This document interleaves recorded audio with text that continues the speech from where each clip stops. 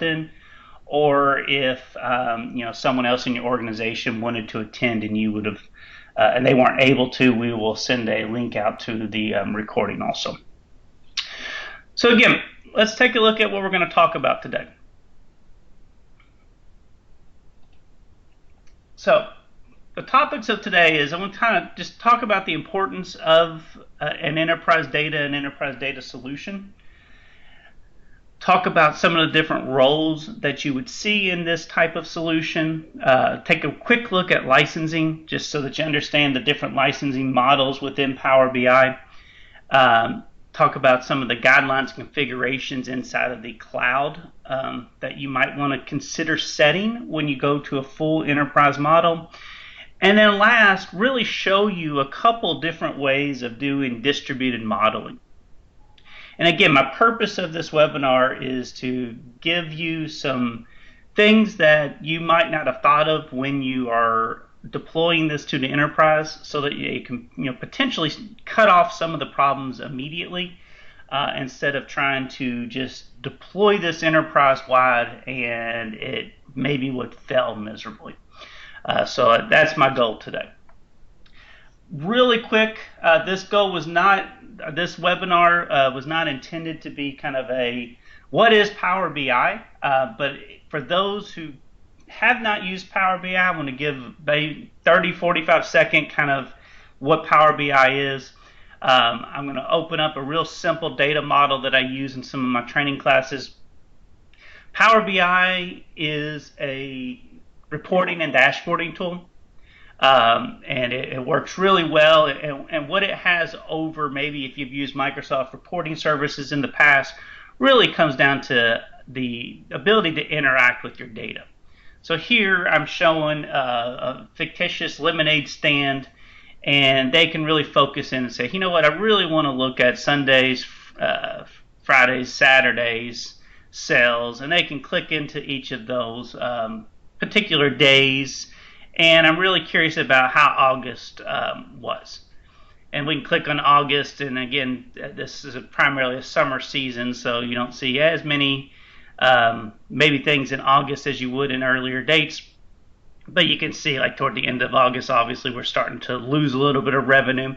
And we can see trend lines and things like that, but it's fully interactive, and that's really the key to this whole thing.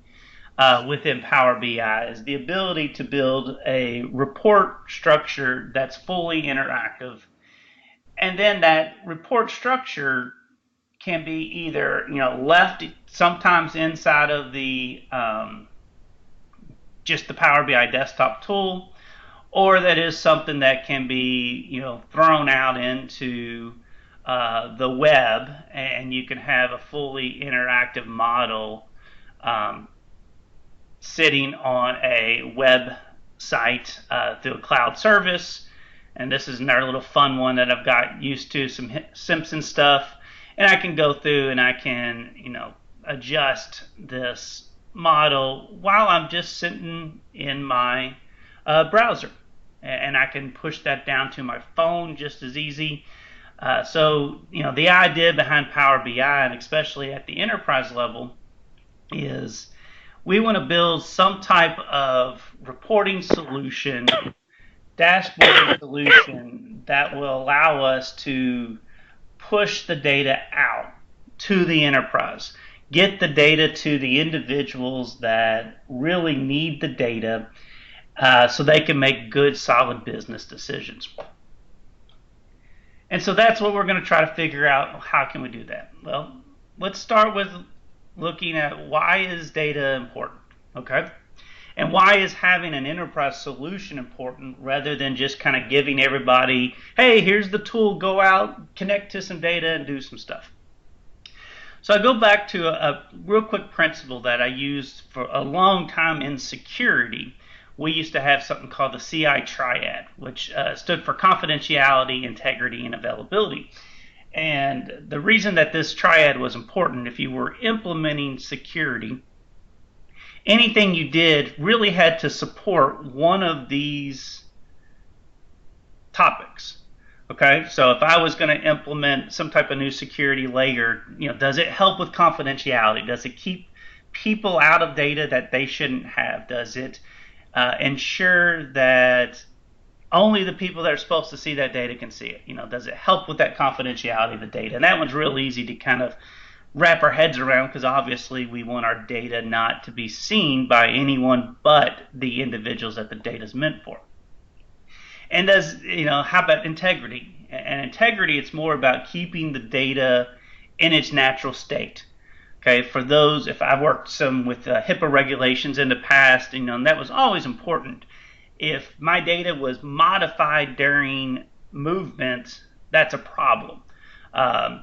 They go in, they think someone's a certain blood type, and they're a different blood type because the integrity of that data is no good, or the data entry of that's no good.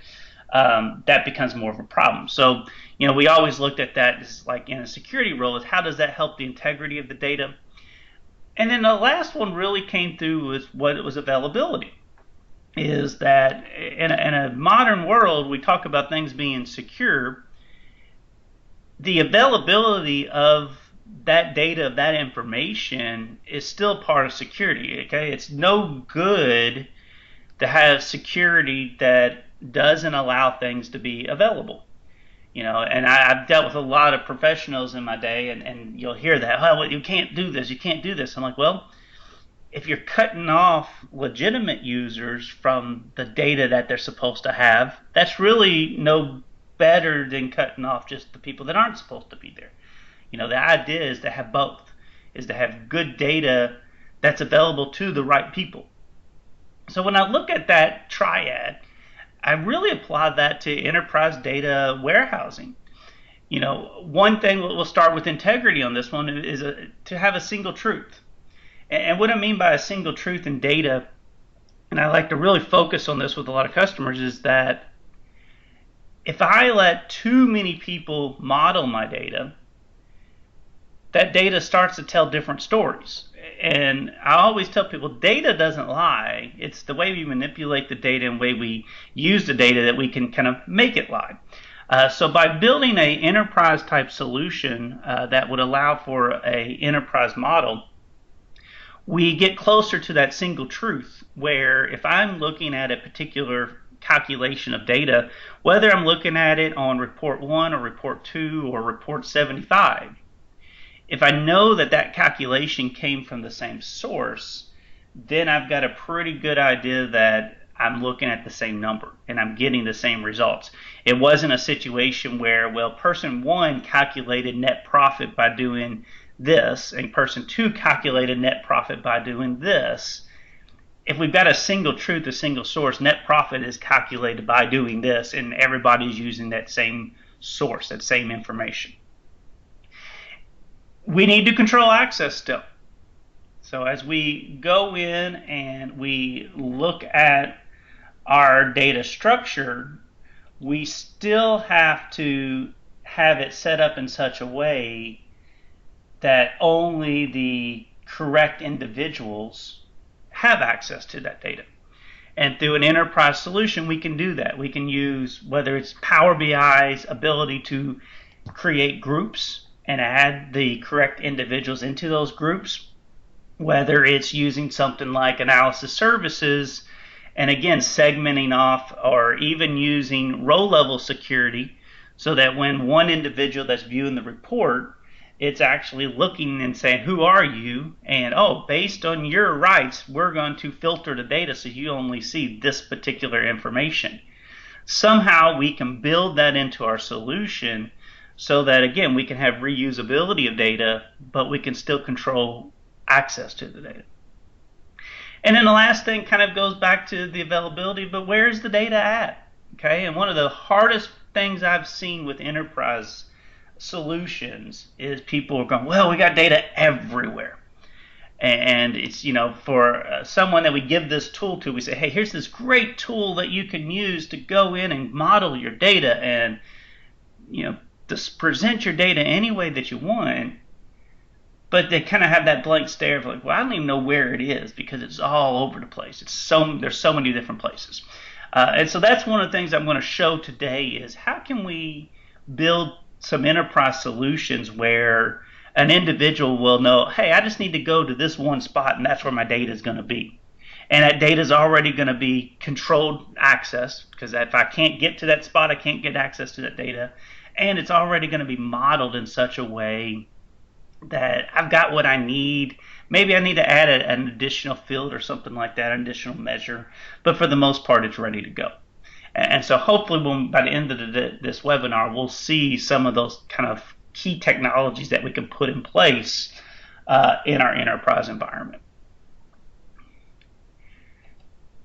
Now, a couple things real quick. I like to talk about some of the different roles that individuals would have in an enterprise solution. By no means are these the only roles that you would see, and by no means do you have to have this many people. In a lot of organizations, the Power BI administrator might also be the security administrator. The data modelers might also be the creators and the publishers. But these are just kind of some of the breakouts that I see in an enterprise solution that I think that organizations should kind of walk through. One would be just the Power BI administrator. Again, since Power BI sits on the Office 365 platform, or if you're pulling Power BI into an on-premise solution, there's still someone that has to be that administrator. They have to go in and they have to configure the capabilities in the enterprise. They have to maybe set up the gateways and everything else that they need to do.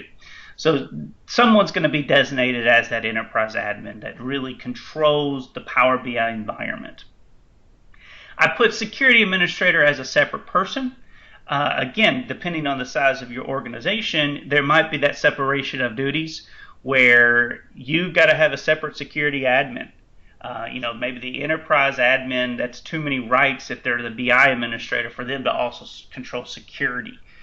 So it might be a whole security team that is really in control of who gets access to Power BI, what apps, what groups do they belong to, and does the audits and everything that needs to be done, especially if you're in a compliance situation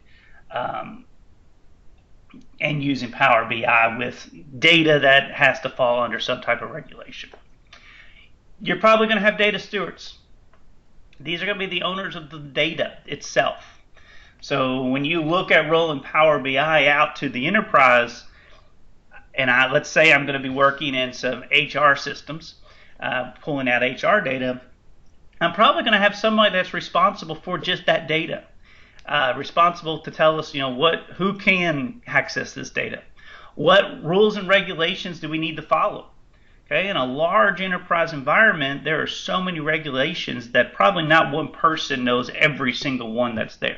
So we kind of rely on the individual's data that we're using to help with that process. And again, those data stewards and those administrators might work hand in hand to build the regulations about what data exists and what data people can access. We're going to have the modelers. So these are people that are going to build the model structure. And that's one thing we're going to show here in a little bit, how that modeling works. But these are people that probably know the data. They know what measures are needed to present the data correctly. They know what relationships exist between the data. They know what fields aren't necessarily needed for reporting but are needed for other calculations and things like that. Report creators. Again, these are the people that are writing those reports. This could be a large number of people. That's one of the great things about Power BI is if we configure the environment correctly, I can give that Power BI desktop to a lot of people. And you can kind of let the people that know the data, that want to use the data, generate their own reports. And it's a really powerful tool when you don't have to go through a process and say, well, I need a report that shows me monthly sales by product, by region, and I don't have to call up the IT reporting team or anything like that. I can just pull a Power BI desktop. I know where my data is, and I can start to build my report immediately. So that's one of the things that we want to accomplish is that self-service reporting capability that Power BI allows us to do. And then also you got lastly is the consumers. Obviously, if it's a self-service reporting, the creators also become the consumers of the report. But everybody knows you're going to have people that are going to have nothing to do with the creation. They just simply say, hey, here's my phone, set it up so I can see that report every single day. And so we're going to have a large number of consumers typically in a enterprise type environment. So again, these are just different roles that I see when I work with customers to say, hey, who's this kind of person? Because it kind of helps me understand with the customer what they're trying to accomplish and what that person's kind of individual role is. All organizations are going to have different variations of these. Obviously, they're going to maybe call them something different. And one person might assume 3 or 4 of these roles. And there probably are times where you're going to have one of these roles and you're going to have a bunch of people that are these kind of grouped into this role. Take a quick look at licensing. And I'm not going to spend a long time on licensing here. Whoops. I'll spend a little longer than that on licensing. But I don't want to spend too much time because there's tons of things out there from a licensing standpoint. But just in case you don't understand some of your different options with Power BI, I want to at least throw some of these options out to you. There is a free version of Power BI, which is great. Getting started, you're new to Power BI, there's no reason to buy a license up front. I can download Power BI Desktop for free. I can sign into the Power BI web service, cloud-based service for free. I can publish my reports, and I can do a lot. You can do a lot with that free version. And then really where that free version starts to kind of stop is, okay, now I want to share this with some colleagues. Or, hey, now I want to set up some data refreshes to some on-site databases. And so as soon as you get into some more of that advanced type work, you're going to have to go to that pro version. Okay, and the one thing that they've really changed in the last probably year and a half, used to be you could get away with having a mixture of kind of pro users and free users. Now, pretty much, if anything is done at the pro level, even the consumers of those reports have to have a pro license. And that a lot of organizations, it's a little confusing that, Bob's just viewing the report. Well, if that report has features in it that are pro level features, Bob's going to need a pro license to also just view that report. So at that pro level, we pretty much open up the whole functionality of Power BI. So at $9.99 a user per month, you've got every functionality that you would want. The ability to share data internally, the ability to set up any type of refreshes that you would want to any of the data sources that you're working with. You can actually audit and govern data, see how it's accessed and how it's used.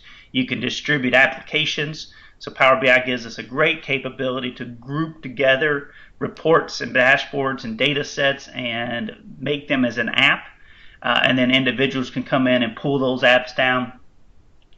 Everything can be done at that pro level at, again, $9.99 per user per month.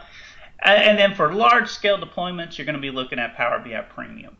And I'm going to pull up the calculator. And with Power BI Premium, couple differences than Pro, because it really is Pro for large scale.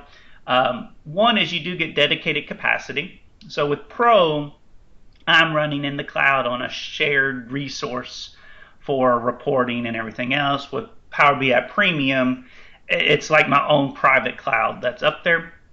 So I get a little higher capacity, a little higher performance. I also get the ability to have the Power BI report server. There are other ways of getting Power BI report server without using Power BI Premium, but this is one way that you would get that. It also allows for doing embedded analytics with the Power BI embedded components part of this. So if you're going to embed this into applications or into hardware, you're starting to see some people using Power BI to actually build hardware-based dashboards, whether it's for routers or cable boxes even. That's part of the premium package too. So I'm going to pull up real quick the calculator. So if you go online, there's a calculator that kind of shows you, and it just really asks you questions. Now, until you hit 500 plus users, just so you know, you're never going to be looking at premium. So, at 500 users, you're talking right around 5,000, a little over 5,200 or so a year, or I'm sorry, a month on that. So when premium hits, there is a dedicated monthly fee right at 5,000. Okay, so again, at 500 users, at $10 a user, you're right at that 5,000 mark. So until you go over that, it doesn't make sense to look at premium. But what premium does is kind of says, okay, well, how are your users going to be consuming data? So how many pro users are you going to have? So let's say I had 1,000 users in my organization, and I could look at that and say, okay, well, out of those 1,000 users, we're going to have a team maybe of, let's say, 25 users that are going to be report writing. I'm just going to stop at 24 there, just so it's close enough. And then out of those 1,000 users, we know we've got a team of managers and stuff like that, say up into the 100, that are going to really use this a lot. And then the other 871 users, they're casual users. So what that does for me, as you'll see, it gives me my total cost here is now $5,235 a month. Okay, so again, now you compare that to 1,000 users with a pro license, you're around 10,000 a month. But we're able to almost cut that in half. And the reason for that is they say, okay, you need basically 24 pro licenses. So those are going to be your modelers, everybody that's going to be publishing reports and stuff like that. And then it tells me I need one dedicated Power BI node based on how often people are going to use that. Now, if I up the frequency here, it's still not enough. Let's go up to 2,000 people here. So if I go up to 2,000, just to show you, it's now telling me, well, to meet this capacity, I need 2 dedicated nodes. So again, I went to 48 license. It doubled from my 24 to 48. So again, that's a really nominal fee of $480 a month for a large organization. But we need 2 nodes to handle this overload. So again, you can tell as the number of users increase, again, the price is still going to increase, but it's going to be, again, relatively small compared to buying 2,000 pro license. So that's what the enterprise capacity kind of does for you. Is, again, if you've got a large scale organization that you're rolling this out to, it probably doesn't make sense at all to buy pro license. You're going to be looking at the premium version of Power BI, and it can save a lot over the pro version.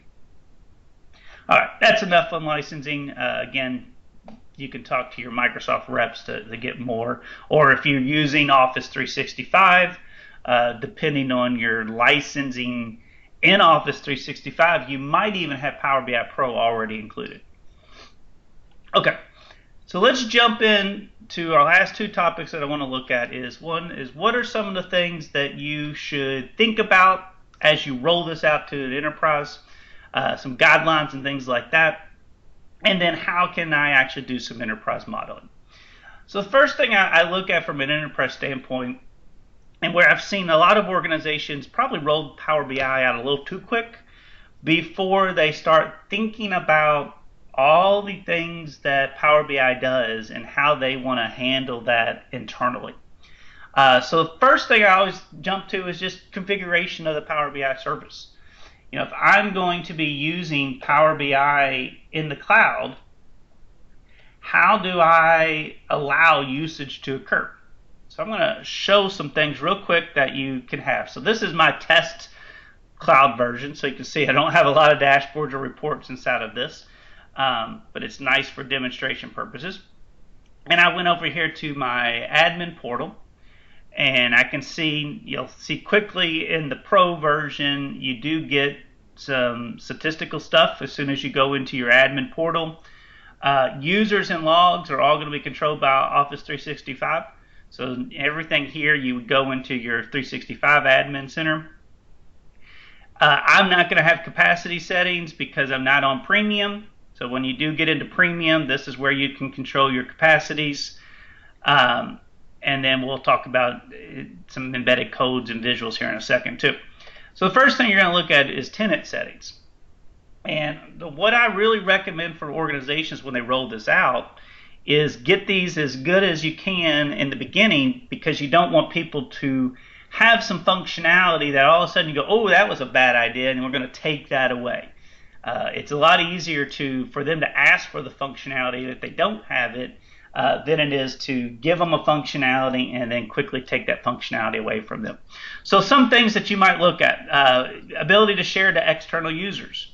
Again, a lot of organizations look at their data that they're using and they're immediately like, no, well, we don't want to share that with any external users. Okay, so again, I can turn that off quickly, and that would allow only sharing to occur within the organization.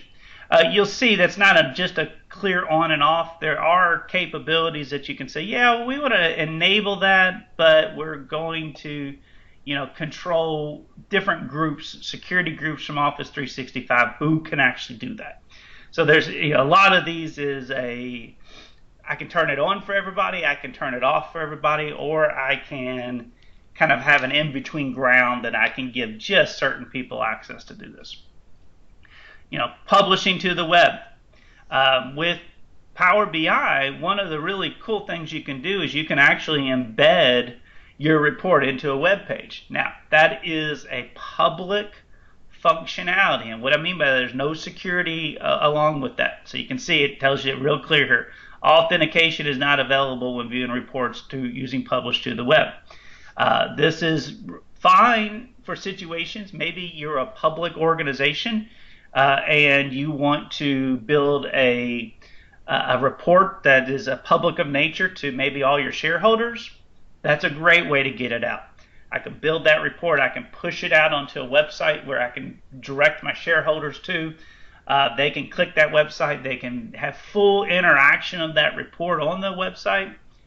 But just know there's no security at all. There's no way of authenticating.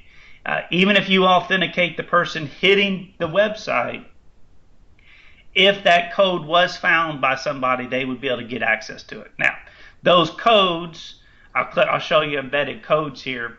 I have one here just for demo purposes. I'll click View on the web. You can see those codes are very long generated codes. So the chance of someone guessing one of those codes is probably pretty slim. But again, you still have to realize that these are not secure. Okay, and that's what's nice about this embedded codes section in the admin portal. You're able to go in and see every report that has been published, and you can immediately take that and delete that out. So if something got published that shouldn't be, it's a real quick place to go and see that. Kind of down the line, exporting data, exporting to PowerPoint. Again, same type of situation where I can turn those on and off. Do I allow people to print? That's just little things that, Power BI really isn't a great printing tool, but you would want to kind of have that up front. I know a lot of people that I work with, they always want to print the reports, but I can control that at the enterprise level. Other things, I can control how we're going to use our content pack and app settings. Okay, so this is the ability to push apps to users. This is the ability to create content packs and apps. We'll probably maybe actually do another webinar just on those. That's a longer topic than we will get into today. But I can control that from an enterprise level, how that works. I can control how I can use integration. Do I allow Cortina to become part? Okay, one of the neat things about Power BI, if we move it to the enterprise and we're using Windows 10, is I can actually build visuals and reports that are designed to be viewed in Cortina search. So I don't even have to go out to the web to get a report. I can literally go right in and say, hey, what were last month's sales? And if that matches a keyword, then that would show up as a Cortina a report right there in my window. Do I allow analyze in Excel for on-premise data sets? Do I allow the use of ArcGIS? So ArcGIS is a really nice reporting tool for mapping that has to be enabled at the enterprise level. So again, lots of different settings here. I'm not going to go through every single one of them, but the key from enterprise, when you go out and do that deployment, I really want to get it set up correctly up front. I want to make sure that what needs to be set is set and ready to go versus kind of an after effect and going, oh, wait, we need to turn off exporting and we need to turn off embedding codes. Again, it's a lot easier to get that set up from the beginning. Talk just real quick about user segmentation. Again, security, who has the ability to create workspaces and apps. What is the is there any usage rights on your personal workspace? Okay, everybody that connects and has a Power BI license is going to have something called My Workspace. And that's kind of their own private workspace that they're able to use. So just any guidelines, regulations that you might have saying, oh, wait a second, that report, because of some type of classification, should be on a public workspace. Are you going to use classifications? I'm going to go back and show that real quick. At the tenant level, we can actually turn on data classification. So we can go out and we can add different classification models. Let's call this semi-private.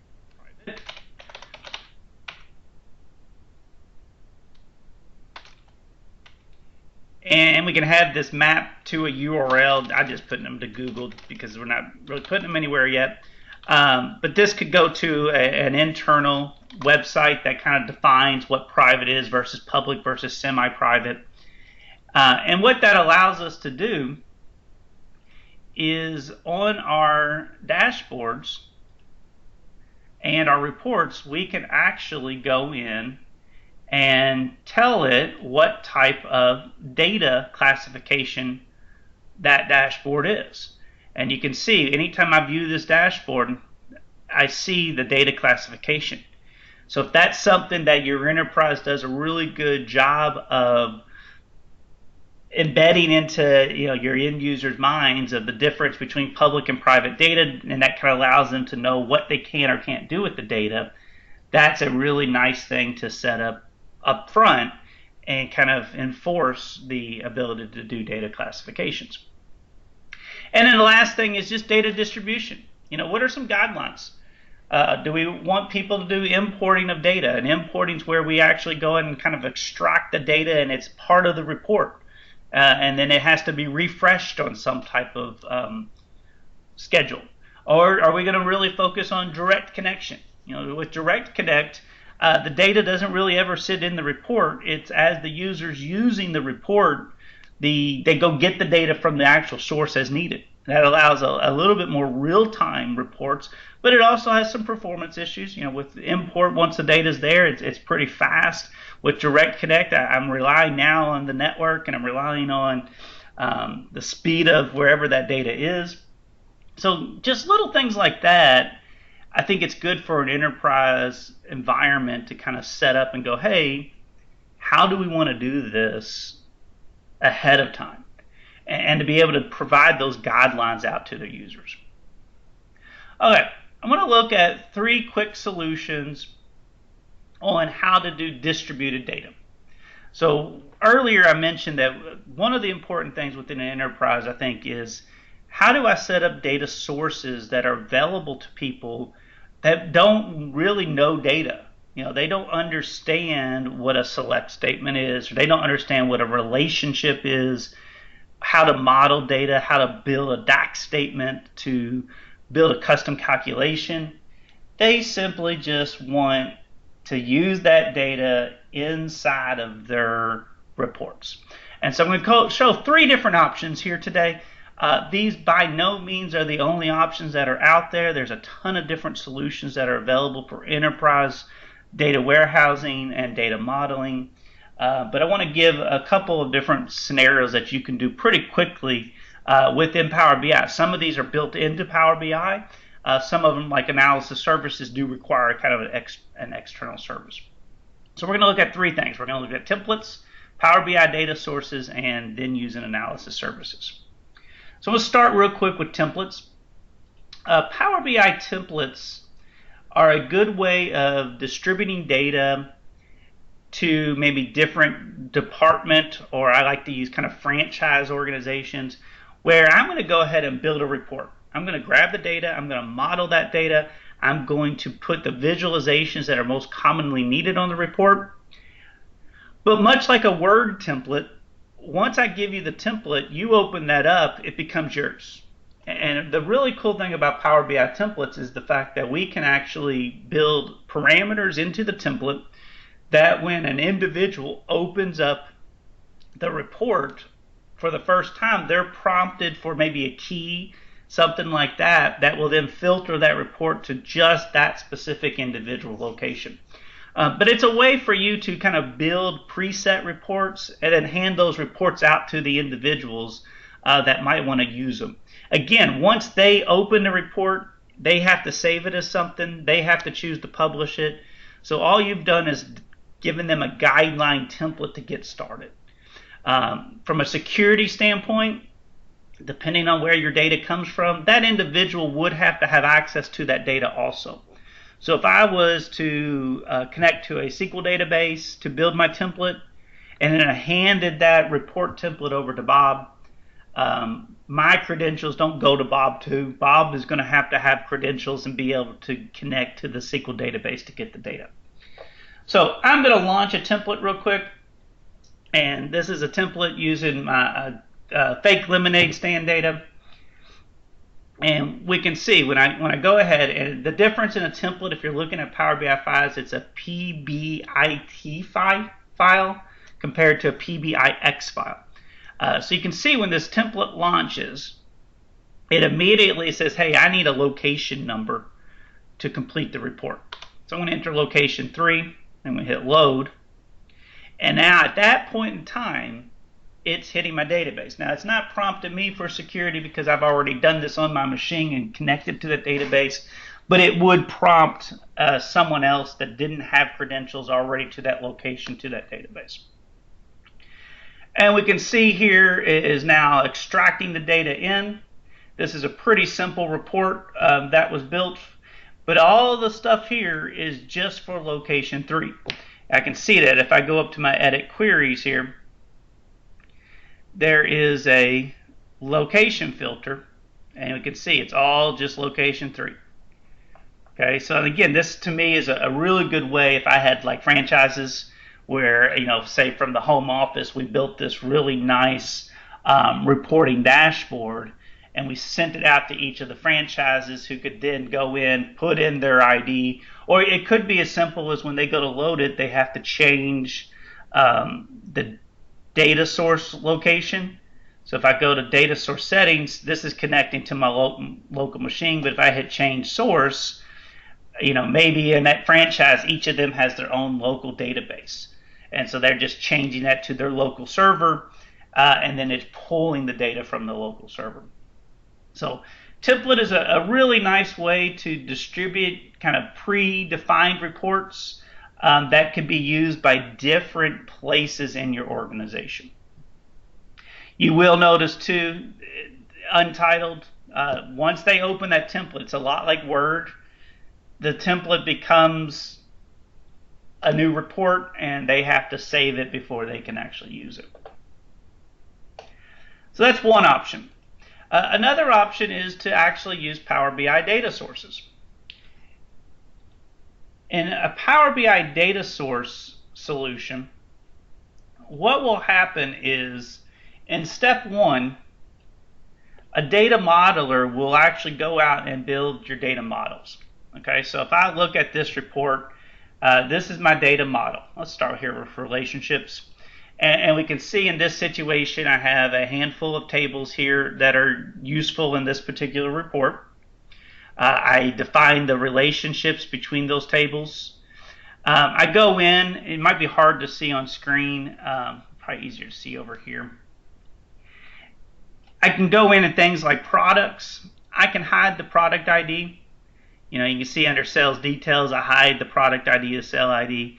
And so what I'm doing there is anything that isn't really useful to the report writer, I can go ahead and kind of remove it, but I still need those fields. Those fields are real important to the functionality of the data, but to that report writer, they would probably never pull product ID onto the report. If we go down to sales header, you see a lot of things I removed here because a lot of this stuff was used just to make the report function correctly. So for example, like month here, that's just the month number. So that would just simply be, let me click on the sales header table. You see here, that's just month number. So 7 for July, 8 for August type thing. Which again is useful, but on a report, primarily people are going to be using month name.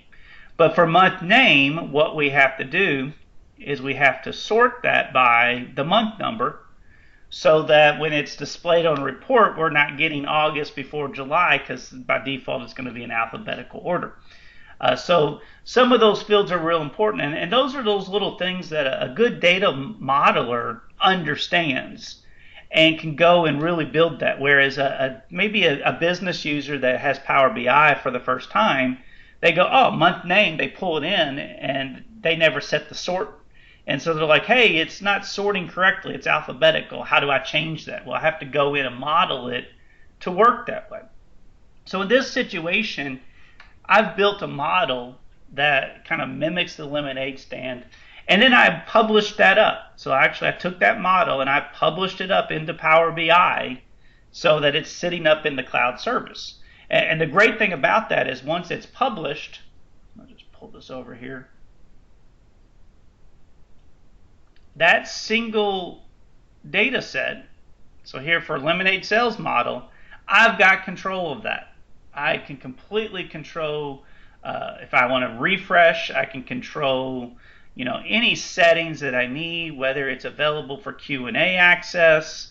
I've got complete control of that. But now the report writer can use that. So as a report writer, so I'm going to open up, this is just a new Power BI report that has nothing in it.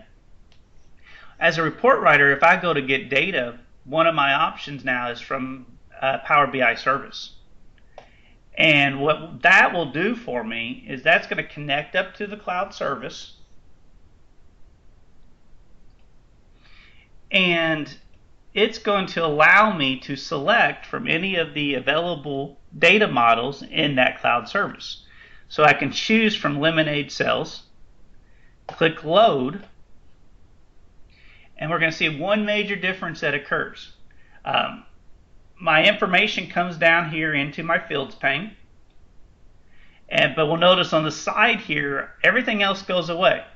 My relationships went away, my model viewer went away. I've got access now to build a report. So let's say I want to pull product name in, and I want to go to sales header or sales details, and I want to see what the let's say quantity sold of each of those products are. Throw that into a pie chart. And then I also want to go grab the site locations. So we'll pull a site name in.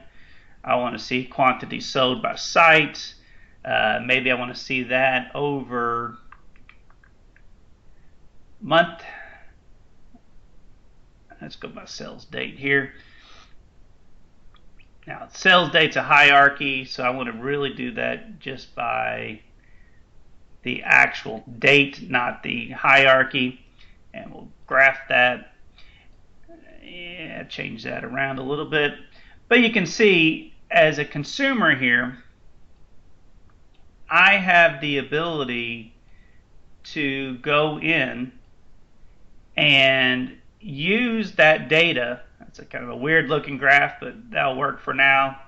And again, you can see they're fully interactive. So if I click on Lemonade, my graphs are changing based on what I've selected up top here. But as a report writer now, I can build this report, but I don't have to know anything about the modeling. So by just pushing that data set up into the cloud, that allows a lot of individuals, and again, we can put that into an app that will then be controlled securely. I have it in my personal workspace, but if it was put into a shared group, a shared application, then only members of that application would have access to that data source. They can pull down, but I still control the data source. That's the great piece. I control the refreshes. I control how that data source can be used. These report writers just have the ability to consume that data source.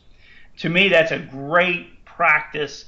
And again, maybe not enterprise. Maybe I don't look at that from everybody in my enterprise environment, but at departmental levels, that's an awesome way to share data. And you can allow a modeler per department to build those models, extract the data where is needed, and then give people easy access to actually build their own reports. And then the last option that we're going to look at quickly here is just analysis services. Analysis service kind of takes the same thing what we did in Power BI data sources and just takes that up a step. With analysis services, we're going to use Microsoft's analysis services database to actually go in and build our data models. And a lot of what we would do in Power BI is done the same way in analysis services. So when I look at things like unit cost, unit price, if I had profit, I'm doing calculations. I could also add specific measures into those. So total net profit, total daily sales. I can control what fields are available, but I'm doing that all inside of analysis services, which is using its own data engine, has its own security model, and so that really probably will take that to that next step to the enterprise level. And I'll show real quick. Let me fire up one more version of Power BI Desktop here. This is going to have a really similar feel to using the Power BI data source. When I connect to analysis services, so I'm going to say get data analysis services. And again, I'm going to go to my local server here. I'm going to go to paid sales. And this time I'm going to do what I call a live connect. Or you might hear called direct connect in some places. We're not actually going to bring the data in. All we're simply going to do is connect right to that database. Again, you notice similarities. I only have the one item here on the left-hand side, but I still have all my fields. So at this point, just like we did before, somebody can go in, pull in whatever information they want into the report. And this, again, is real time. So every time I pull something in to this report, maybe I want to see max temperature by date here also. It's querying the analysis services in real time. Now, analysis services is typically going to be refreshed on some type of time schedule, but my report never has complete access to that data. It doesn't download that data or place that data into the report at any given time. As I do something, if I filter down, it's going to requery analysis services to apply that filter and get the data that is necessary to see and present the report. And that's what Direct Connect or Live Connect does, is it's a real time. Here you can see performance is fine. I'm doing this local machine to local machine. Performance is not a problem. You get a couple thousands of people, you probably want a pretty good analysis service to handle that. These will still work in the cloud if we use a gateway service. And so a gateway service will sit between your on-premise data and the Power BI cloud service, and it will allow connectivity to go back. And it's a proxy type service, so it doesn't actually let Power BI connect directly to your data sources. It asks Power BI, do you need something? Do you need something type situation? Power BI goes, yes, I need the Lemonade Sales data source. And it says, great, I'll get that and give it back to you. And there's some caching that has occurred when we're using Direct Connect. But for the most part, it's pretty much live data. And so it's a really neat way of doing that. Okay, we are getting close to our scheduled time frame. So I want to leave some time for some questions. So I'm going to do a couple real quick kind of shameless plugs here, and then open up for questions and answers. One is I really would welcome you guys to go find me on LinkedIn. I try to do a blog that's focused around Power BI or data at least once a month. So please go out and connect with me on LinkedIn if you want to see anything like that. I'd really appreciate it. I'm also going to be speaking in Lexington on March 16th to the Central Kentucky Microsoft Users Group. In that talk, we're going to be looking at the whole BI stack that is offered by Microsoft. So we're going to go in more details in analysis services, some stuff on Power BI, look at SQL, how that fits in, look at how reporting service fits into the BI stack. That's going to be a little longer talk than today, probably about an hour and a half or so. So I invite you. We'll send that link out here too with just kind of a quick recap of the presentation today. So I do invite you to attend that if you would like to see more. Also, we're going to be running a Power BI class on March 21st through the 23rd. That is going to be in Louisville live. We can handle up to about 15 people in the classroom if you want to attend it live in person, but you can also take that through a virtual live situation and be fully part of the class.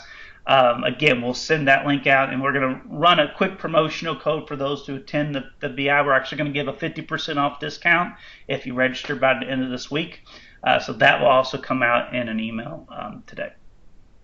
So with that being said, I want to open up the floor for questions. So please feel free. You can, if you got any questions, put them into the chat. You can also put them directly, or you can unmute yourself if you'd like to and ask a question. Everybody should have received the meeting request that it came from me. But let me do this real quick also. I didn't put that on the screen. I want to give you guys my email address. If you do have any questions, feel free to also send me an email, and I will be happy to take those questions offline. So again, at this time, if you have questions, please feel free to ask. If you're not, if nothing to ask, we'll be done for today.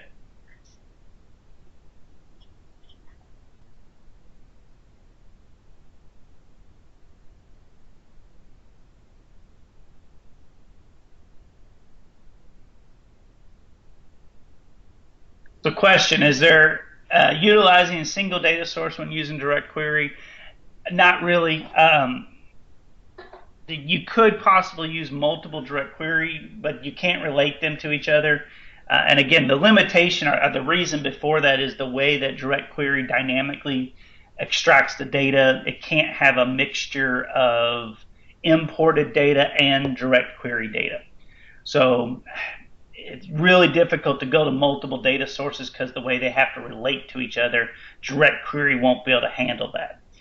A way around that would be to, like in analysis services, it can pull from multiple data sources to build the data model. Then you could direct query to analysis services. So you almost have to put kind of an in-between layer there to get that kind of single data source in direct query.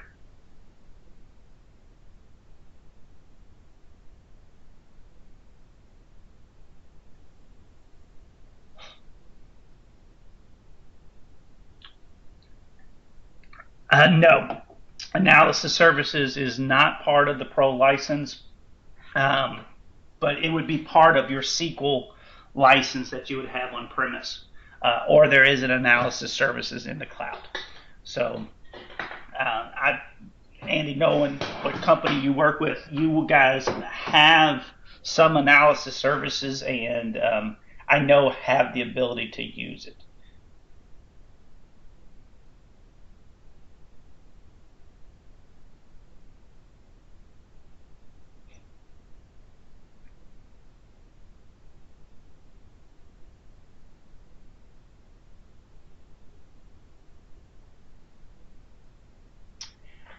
there's a good question with AWS Redshift. I'd be honest, I have not checked the connections lately. Let me give me 1 second here, but I thought they have added Redshift in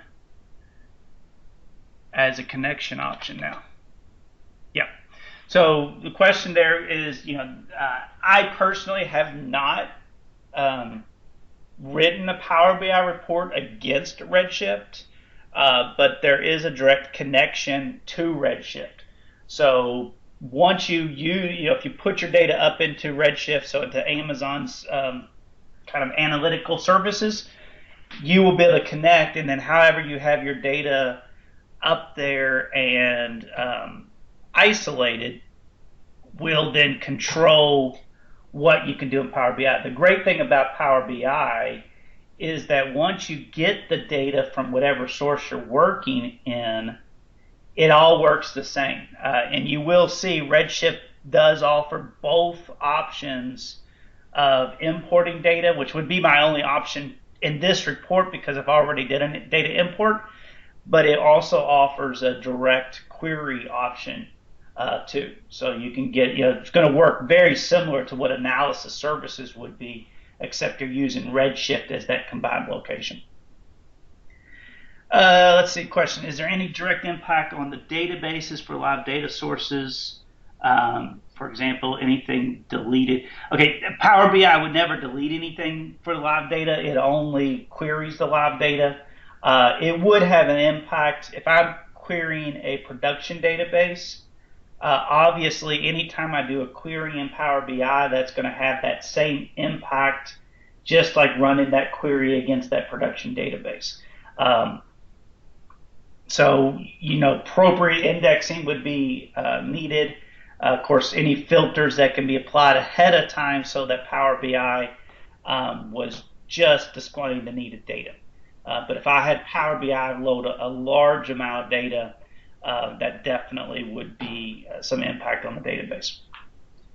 Can I embed other 365 data visuals into Power BI dashboards? Yes, you can. So within Power BI, if I'm into a dashboard, let me pull my service up here real quick.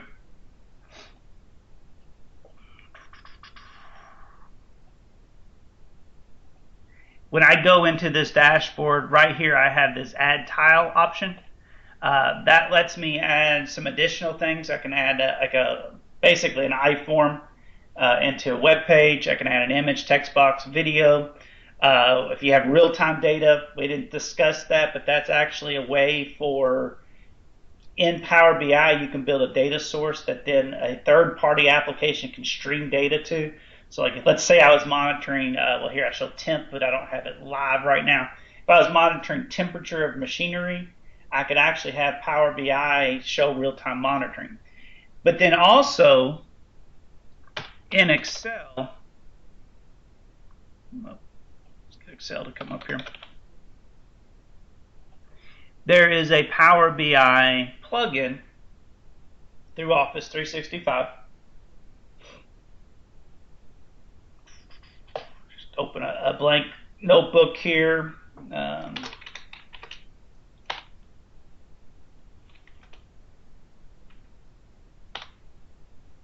This will be the simplest chart that you probably have seen for a long time.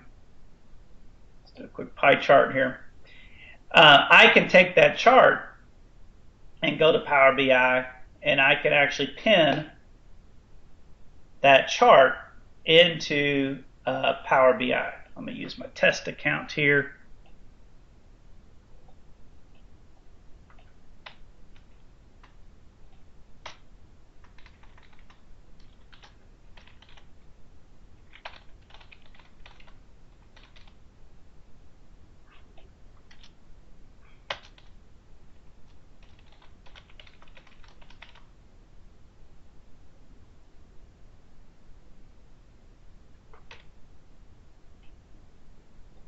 Oh, sign in failed here. Okay.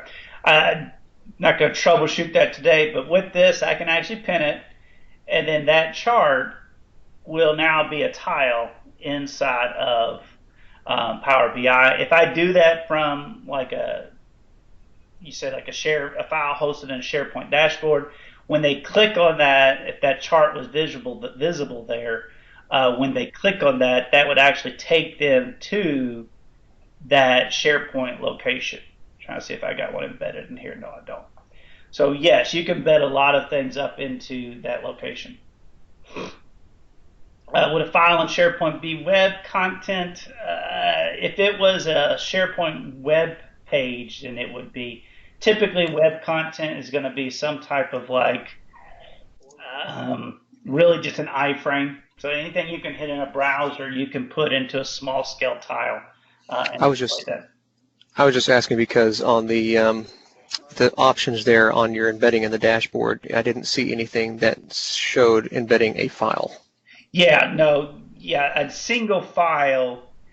It would either Or be a web content or you would go to the file and publish it to Power BI directly from the file.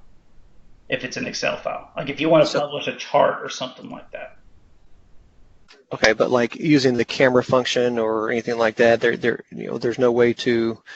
Let's say this dashboard that you have on here, you have this word count, right? And this word count is linking to some file that has more than just this analytics here, right? Maybe you've got paragraph count and page count and all that kind of stuff Right. also. Okay. Yeah. Can I click on this graph or some other representation of that Excel file and be taken to the file itself so that I leave If Power BI dashboard and go into either Excel 2016 or the Excel Online or something like that, and I'm now in the Excel file that this data was sourced from? right. Yes and no. From the Power BI report, only you can only do that if you have a hyperlink field. So you can in Power BI build hyperlinks. Um, if you publish though, if you from Excel, like say this was an Excel online chart, and I published this, and I could even publish like I could select this red green and actually pin that also. Mm-hmm. If I publish that, then if I click on it once it's published, it would take me to that published location if it was a cloud location. Okay.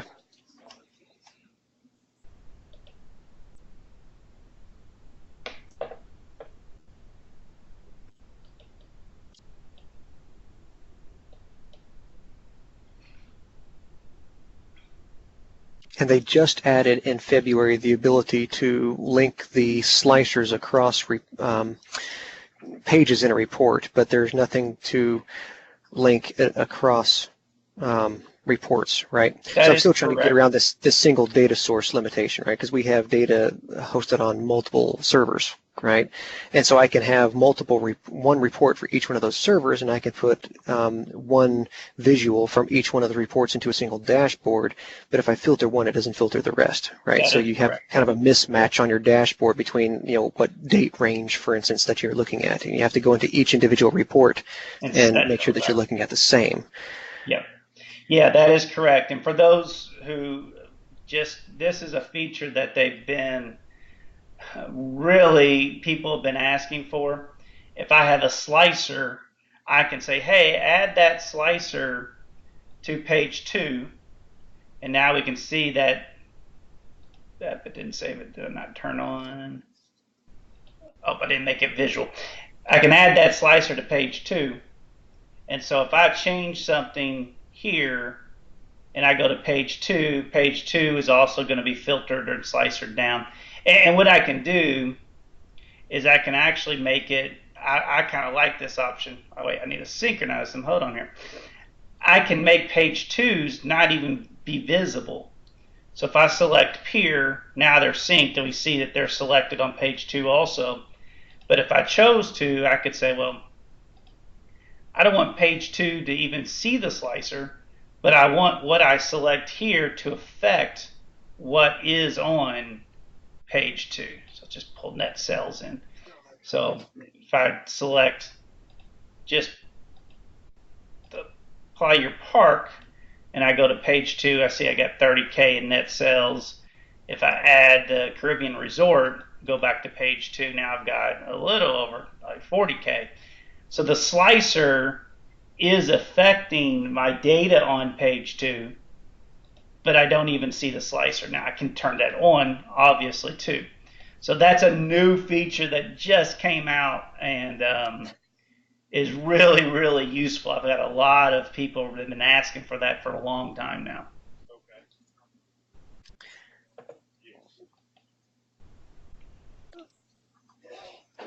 I don't want to take up all the question time with all if other people have questions, but I would like to understand just a little bit more about why the limitation on single data source exists, especially from a company that has already they already have that, like an Access. I can build most of this data analysis in Access, and I don't have the limitations of single data source. I just don't get the visualizations with it.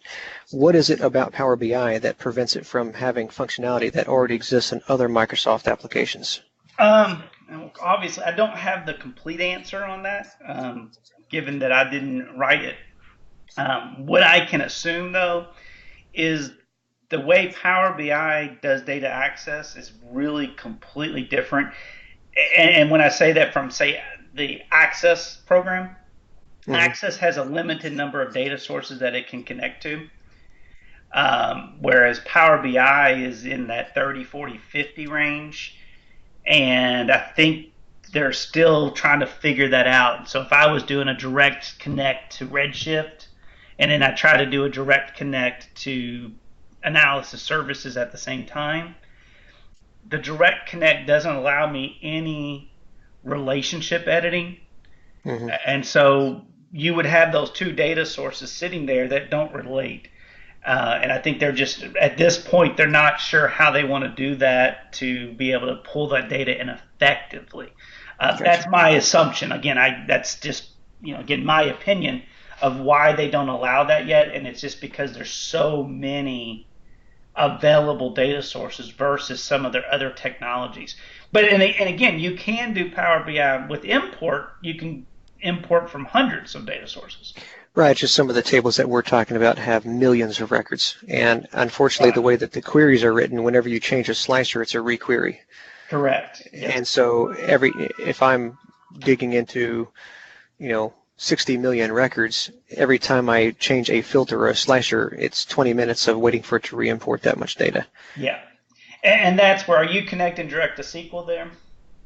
SQL and Oracle. Mm-hmm. Okay.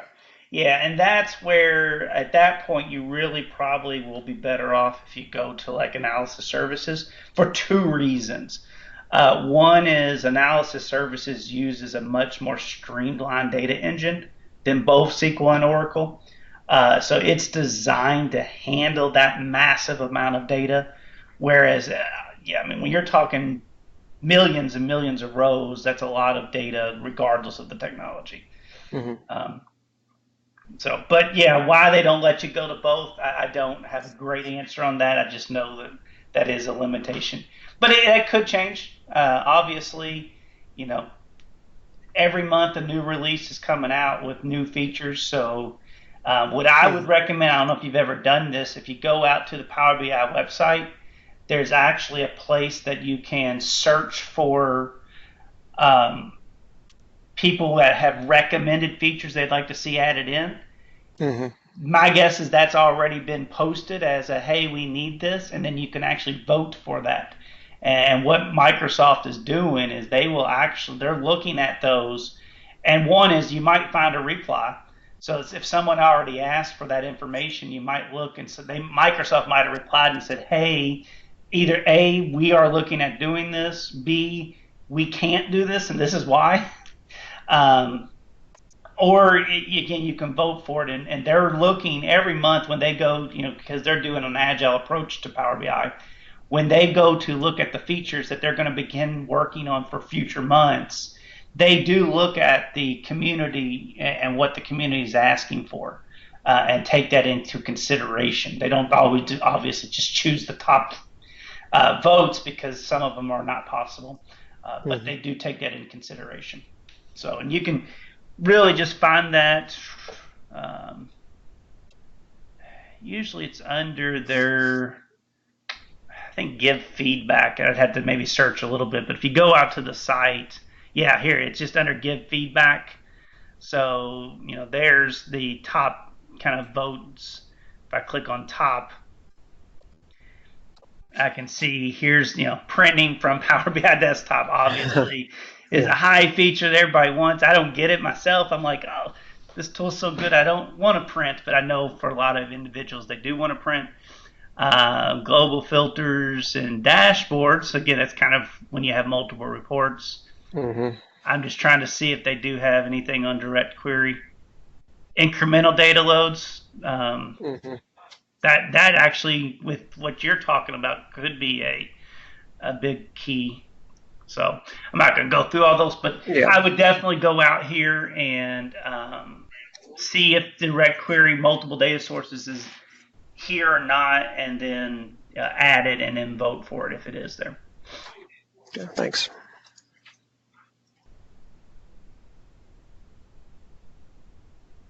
Good. If anybody else has any questions, again, feel free to jump into the chat real quick.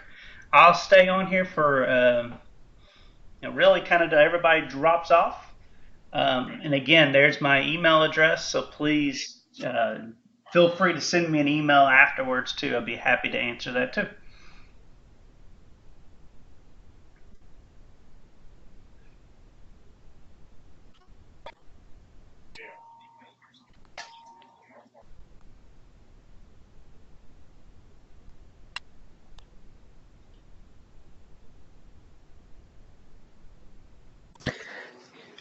John, you still there? I'm here. One more question for you. So every time I've set up, I've been using Power BI for a couple years now, and I just haven't really dug in through everything that I'm sure it's capable of doing. But one really annoying thing is every time I go to create a new report, say I have a standard look that I want to have, can you change the defaults? Like for instance, every time I create a new chart, I want the background to be, 100% white with a border with this type of font on the header, that kind of thing. Can you change the default? Not Um, right now. No, that's two things that I would like to see is to be able to change the defaults. Also, you can use themes, so you can always build a theme. I also would like to see it where in visuals that I have a folder of visuals that I have downloaded over, like you said, years and years of, and you're going to keep well, as long as re-importing them? it's only been out for like 2.5 years now, but I have a folder of visuals that I tend to like and use in a lot of reports. Hmm. Those don't stick either. So what Hmm. I recommend is, let's say I'm going to take this report because I'm just playing with it. Let me import a visual or two into this also. But what I recommend to people is take an empty report, even before you pull data into it. Add in any of the visuals that you would like to see. Change, like you said, if you Just wanted one the, second. the default background to be, something or another. I always put my Lighten Aquarium in there. For those who've never seen a Lighten Aquarium, it's just one of those nice fun. The fish represent the size of the total quantity here. But I'll sit here and build and kind of, again, if I wanted my background to be, like you said, maybe I wanted it to be gray. Then I'll go and I will export that out as a Power BI template. And then every time I go to create a new report, instead of just launching Power BI, I'll just go open up that template and it's already kind of pre-set up, ready to go. And then I go grab my data or whatever I need to do to it. But even when you do that, if you that template, like if you create a new page, that the new page will The have new the white page is still going background. to be white. And yeah. Yeah, Yeah. any new visuals will be back to Yep. standard, right? Okay, I just making sure I hadn't missed that somewhere. Yeah, and I'll be honest, I use it more for my visuals. Now, the visuals stick with the page. I use it more for visuals than anything. Just because it's kind of a pain to every time I need a visual to go here and import from file over and over again. It's a Hmm. lot simpler to just kind of have one report that I can start with. Gotcha. Okay, thank you.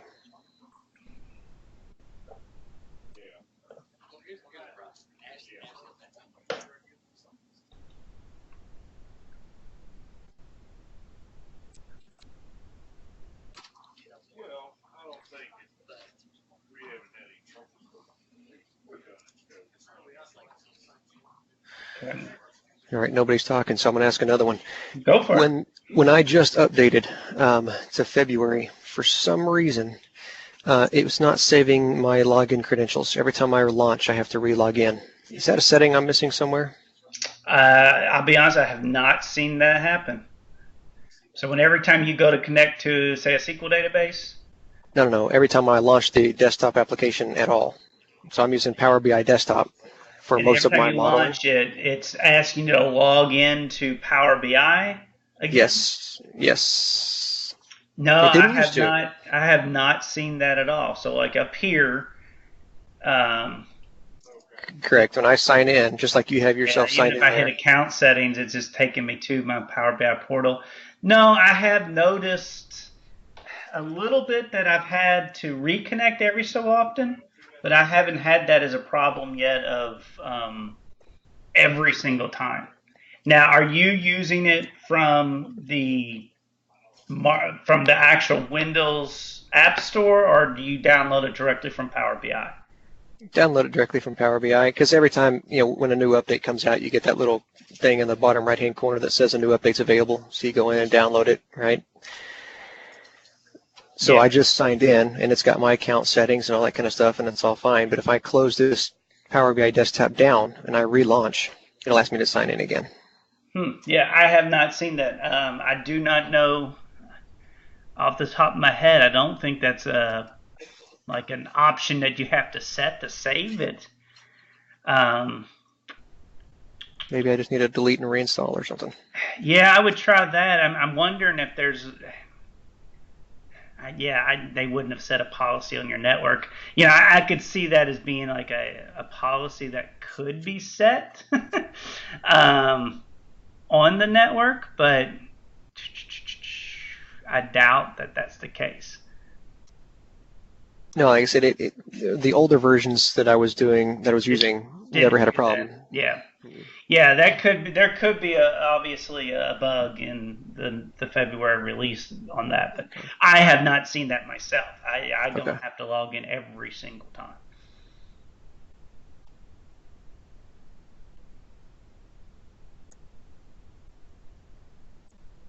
Okay, I think I'm going to leave you be. All right, no problem Thanks, at all. John. If you've got any other questions, you feel free to send me an email. I really don't mind. Thanks, appreciate it. All right, for everybody, we got a couple other people in line. I'm going to give you a second if you did have a question to jump in. If not, I might assume that you're still connected, but you're not there. So I'm going to give everybody, let's say, one more minute if you do have